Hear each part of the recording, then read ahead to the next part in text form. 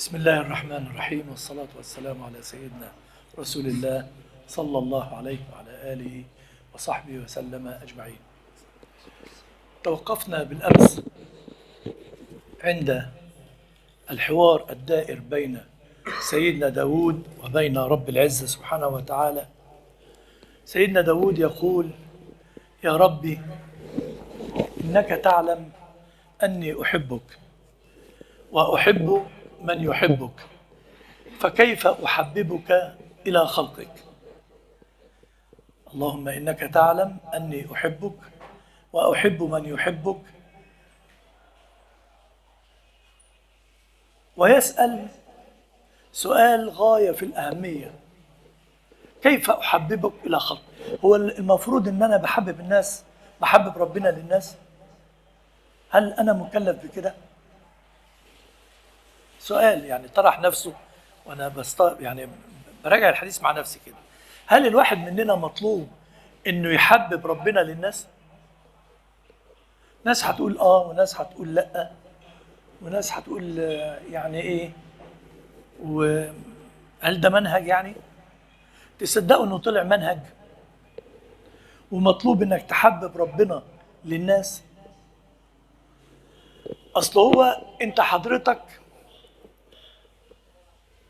زي الوصلة بتاعة التليفون، لها كهرباء تتحط في الكهرباء وتنقل الكهرباء للتليفون عشان تشحن التليفون.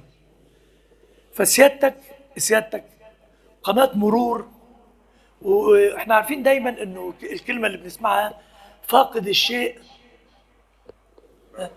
لا يعطيه. وانت المطلوب منك، طيب انت مطلوب منك انك تحب ربنا؟ هل ستصل الى حب الله من غير ما تحبب ربنا للناس؟ انا برضو توقفت عندها، يعني مش هينفع، مش هيحصل، لانه طبيعة المهمة انك عشان تصل الى حب الله سبحانه وتعالى لازم هيحصل حاجة خارجة عن ارادتك، اللي هي ايه؟ اللي جاية بقى في الحديث: فكيف احببك الى عبادك؟ قال: ذكرهم بآلائي وبلائي ونقمائي. هيرجع السؤال يفرض نفسه: وانا يا عم علي المفروض، عشان ما تسرحش خليك معايا، هو انا المفروض اقول للناس افكرهم بنعم ربنا علينا؟ هل مطلوب مني؟ برضو ولا لا؟ هنحتار. هل مطلوب ان انا اخوف الناس خلي بالك كده يزعل ربنا؟ هل مطلوب؟ الله، رجعنا تاني ان الموضوع احنا فاهمينه غلط. ده انت عليك رسالة مهمة جدا اصلا رسالة شقين اتنين: شق ان الله لا يغير ما بقوم حتى يغيروا ما بانفسهم، ده الشق الاول. وفاقد الشيء لا يعطيه، وكل اناء ينضح بما فيه. انت اذا اتغيرت ومشيت على منهج الله وطريق الله سبحانه وتعالى هتجد نفسك تلقائي هتشوف الغلط ومش هتقدر تسكت. صح ولا لا؟ لحديث سيدنا رسول الله صلى الله عليه وسلم، وهو امر: من راى منكم منكرا فليغيره. عشان تغيره يبقى هتبتدي تتكلم، عشان تبتدي تتكلم وتبتدي تغير هتبتدي تقول للناس ده صح وده غلط. مش هتقدر تقول لحد ده صح وده غلط الا اذا كنت انت اصلا عارف الصح من الغلط، ومش بس عارف، ومش بس عارف ومطبقه على نفسك. اسمع بقى الحديث. الله، ده الموضوع طلع صعب ولا موضوع سهل؟ لا، سهل. شفت بقى؟ والله العظيم سهل، بس سهل على من سهل الله له وعليه. صح ولا لا؟ اللي هيسلك وفي ذلك فليتنافس. ان الله مع الذين امنوا.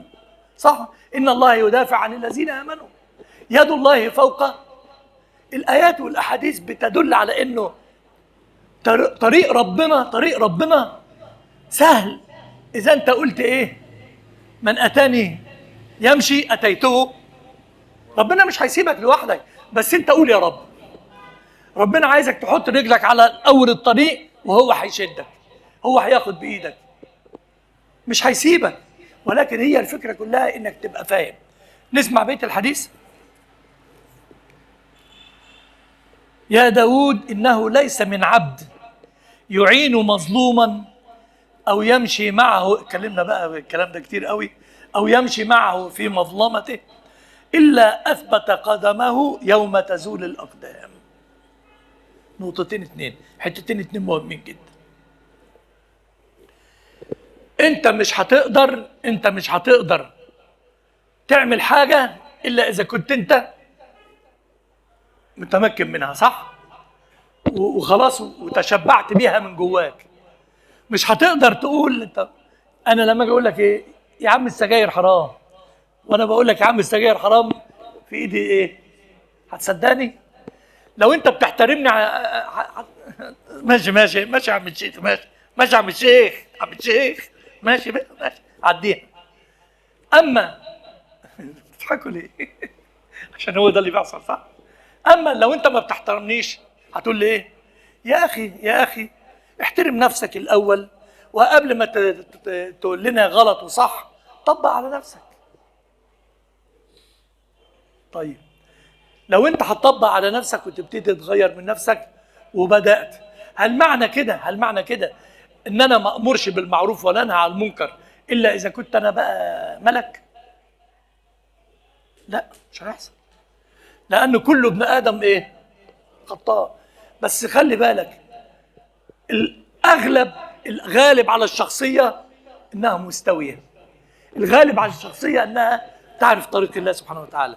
ولذلك لو انا نسيت وجيت افكرك هلم نفسي الاول. استنى، انت هتقول ايه؟ طب ما صلح نفسك الاول يا عم الشيخ، خلي بالك ما تخليش حد يصطادك. او ما ابتدي ايه؟ اراجع نفسي. ودايما هنا وذكر فان الذكرى تنفع المؤمنين. خلاص. شوف بقى الامر الثاني، الطريق، اسهل طريق توصل بيه لربنا ايه هو يا عم علي؟ اسهل طريق نوصل لربنا ايه؟ عم عماد صلى الله عليه وسلم. ايوه، لا ما احنا القران والسنه. لا انا بتكلم اسهل واسرع خطوه تاخدها عشان توصل لربنا. جبر الخواطر. لما تيجي تتكلم ونشوف سيدنا النبي كان بيعمل ايه مع الناس ومع الصحابه، ونيجي نشوف ثواب والاحاديث اللي جت انك تسعى في قضاء حوائج الناس، وان لله عبادا اختصهم بقضاء حوائج الناس، وانك تدخل على مسلم سرور، او تقضي عنه دين، او تدافع عنه، او انك تقف معاه تدافع عنه عشان تجيب له حقه. ها ومن فان من سيدنا النبي يقول ايه صلى الله عليه وسلم في حجه الوداع: فمن اوصل لي حاجه اخيه ثبته الله يوم تزول الاقدام.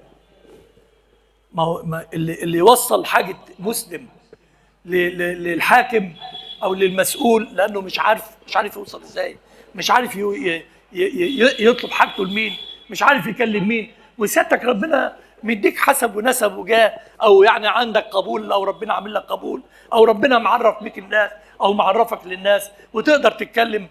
سيدنا النبي لما يكون عشان اختصر الموضوع كله، سيدنا النبي صلى الله عليه وسلم في الغزوات لما كان في الغنايم كان يعمل ايه سيدنا النبي؟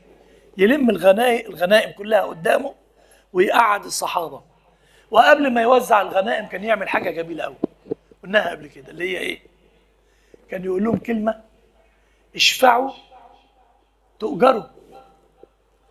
الحاج عباس بيقول له ايه؟ ان شاء الله تقول له، كلنا نقول لسيدنا النبي ان شاء الله. تقول ايه؟ عصام ده غلبان، اديله. انت شايف كده؟ خد اديله.